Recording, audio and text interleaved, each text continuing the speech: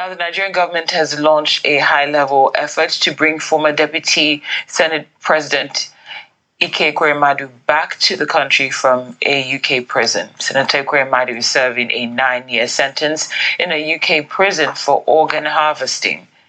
He was convicted after a plot to bring a 21-year-old Lagos street vendor to Britain for kidney transplant for his daughter, Sonia. A delegation led by the Foreign Affairs Minister and the Attorney General is currently in London meeting with British justice officials. The goal is to negotiate a prisoner transfer agreement. This would allow Ekweremmadu to serve the remainder of his 9-year sentence for organ harvesting in Nigeria. The move is reportedly part of President Tinubu's initiative to secure relief for the veteran politician on humanitarian and legal grounds. Right. Which law is that? Under which law is it? Is that no law? Is that no law? Your own constitution you don't respect. Supreme Court's judgment you don't respect. We begin with legal matters as Justice James Omotosho of the Federal High Court in Abuja has fixed judgments for the November 20 and the terrorism trial of the detained leader of the IPOB leader Nnamdi Kanu. Justice Omotosho chose the date of Friday while ruling after Kanu failed to open his defense, having exhausted the 6 days allocated to him by the court to conduct his defense. This is a game that this government of Bola Ahmed Tinubu is playing. Nnamdi Kanu, who is of course the representative, symbolic representative of what the Igbos stand for, is being unjustly tried and is about being sent to jail for crimes that he never committed. And here is Ekweremmadu, another son of Igbo extraction from the southeast of Nigeria, who has been sentenced, who has been found guilty of organ harvesting in the UK and sentenced to many years in jail.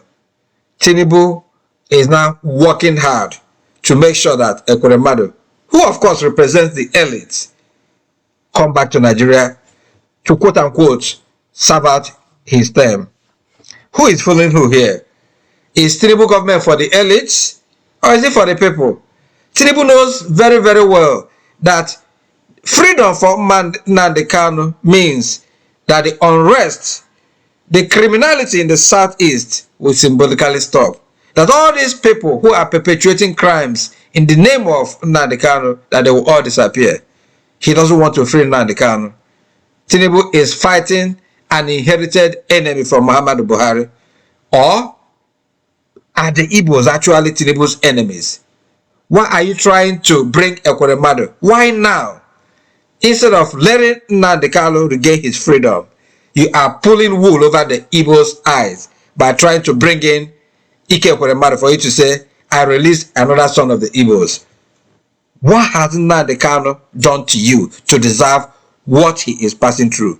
What has the Igbos done against Tinubu and his government? Why are you playing games with the destiny of the Igbos? Well, the masses, is up to you. Is this government for the elites or is it for the people? Listen to this, and at the end of this commentator's analysis, let me know what you think. All right?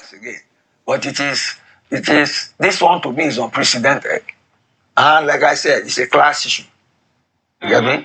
It means the government cares more about its own political class people than ordinary Nigeria. Because I'm sure if it was an ordinary Nigeria, it would be sentenced, it would be enjoying the sentence in jail now without taking of any rescue from any quarters. So let the government face the consequences of the public reading of its actions, and then let's see how it reacts. Okay, so Shuba, as we round up, you said this is a class issue, which makes a lot of sense, of course. And we already know that when it comes to Nigeria, we have a reputation of anything goes, more or less, in our country. So I imagine being in the British system and receiving this appeal, and I don't think I would even buy what's being told to me, because if he's going to serve his sentence, does it matter where? Yeah, it does. Does it necessarily matter where? So what, like Kachi mentioned, what precedent does this set to show that in some cases the government is going to push for its own agenda, and not necessarily take note of what the public is clamoring for in terms of what they wanted to, what should be a top priority for the government. Look, that's what I just said. It's a class issue. That's favoritism. You get me? If you want to interpret it, you can say there are a set of laws for those in power and a set of laws for the rest of us, which is unjust.